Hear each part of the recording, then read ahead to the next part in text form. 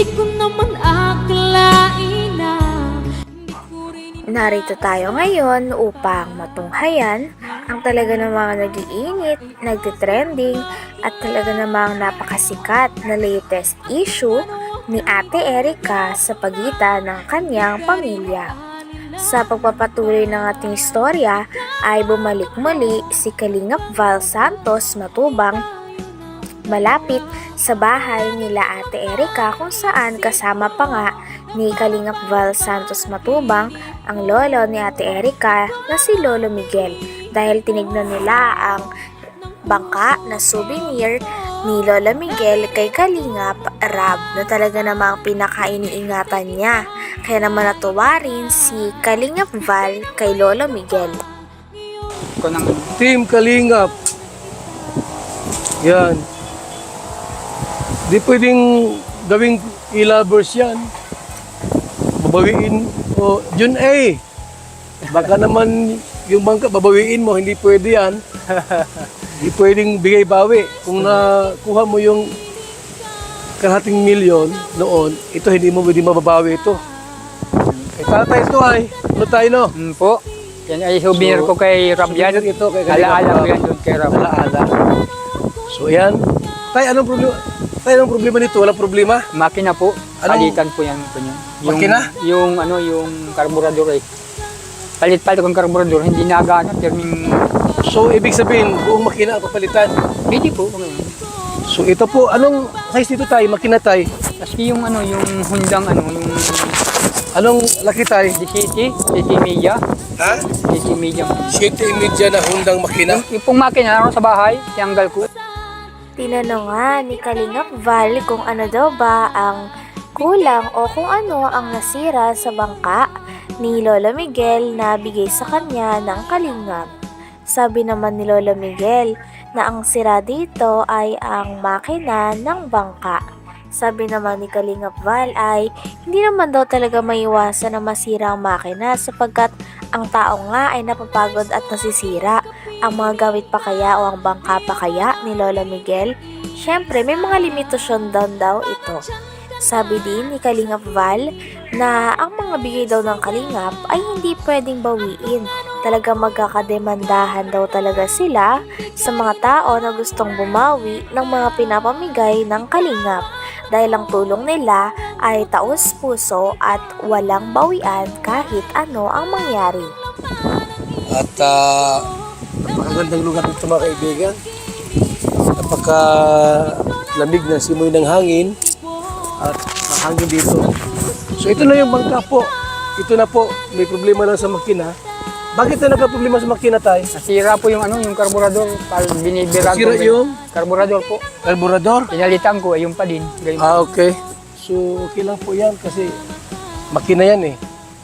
Tao nga nasisira, makina po kaya. Diba? Ito po yan.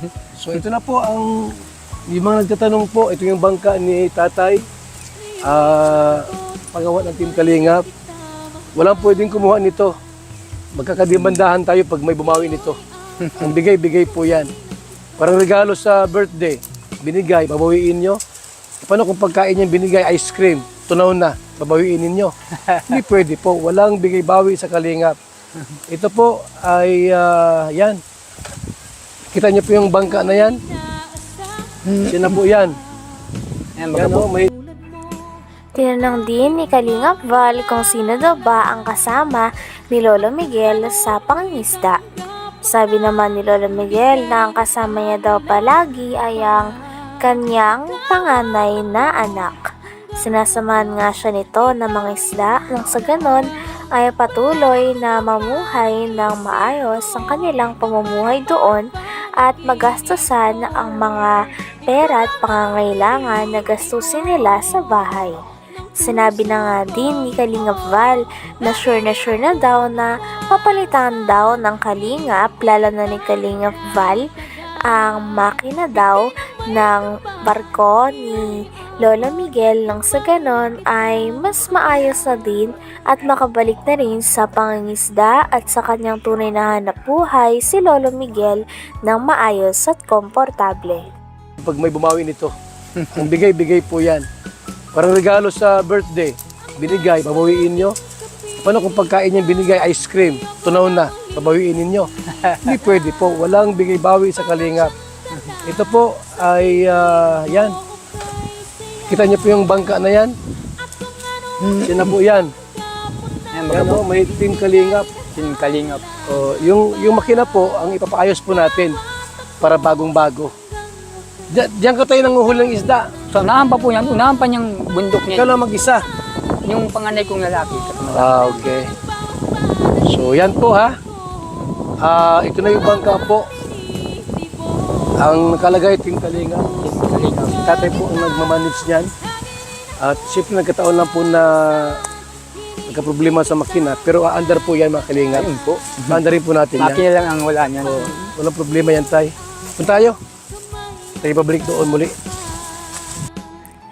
Talagang nagagalit na nga ata si Kalingap Val at binabalaan niya na rin ang e-lovers dahil nag-post daw ang e-lovers sa kanilang Facebook account na inaangkin nila ang lahat ng mga tulong na natanggap ni Lolo Miguel o ang lolo ni Ate Erica. Ngunit ang bangka na ito ay may napakalaking pangalan na Kalingap. Kaya naman nangangahulugan na talagang galing ito kay Kalingap Rab at kay Kalingap Val. Ngunit inaangkin ito ng e-lovers na talagang hindi nagustuhan ni Kalingap Val. Tatay Mix, para itanong ko po yung bangka, kung nandiyan pa yung bangka. At alamin po natin kung sino po ang nagbigay ng bangka. Kasi inaangkin po ng mga e-lovers, mga kaibigan. So ito po, alamin natin ang katotohanan sa bawat pangyayari po sa pamilyang ito. Kasi parang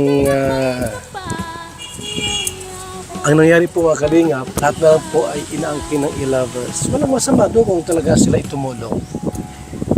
Sa akin lang po ay alamin natin is tatay. Tay! Kumusta kayo? Ay, ano ko lang kasi, tay, kasi maraming mga tanong no? Gusto ko lang, una-una po, nagpo-post sila sa social media, sa account nila, e-lovers. Lahat po inangkin nila. Bangka daw, sa kanila yung bangka.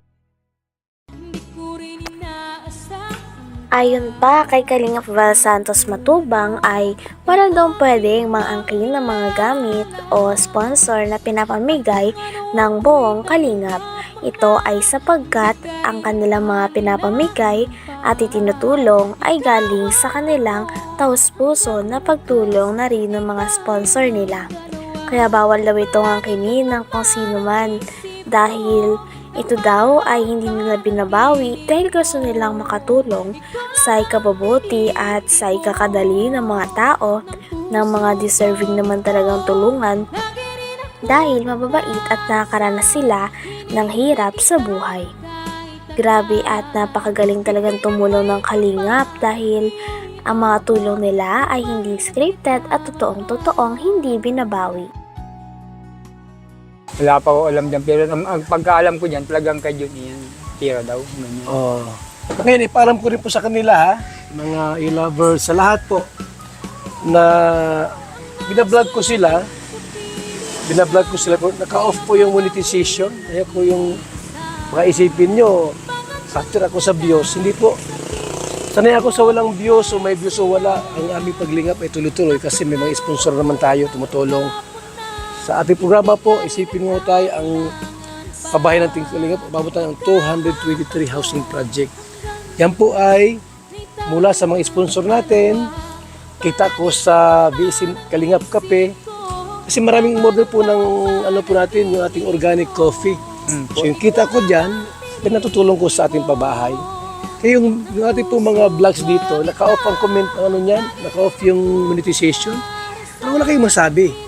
So tay, kaya ako nandito para ipaalam ko nga, sabihin sa iyo na yung bangka pala ay hindi. Hanggang dito na lamang muna ang talaga namang nagtitrending, nagbabaga at napakainit na issue ni Ate Erica. Maraming salamat sa inyong panonood. Hanggang sa muli. Bye!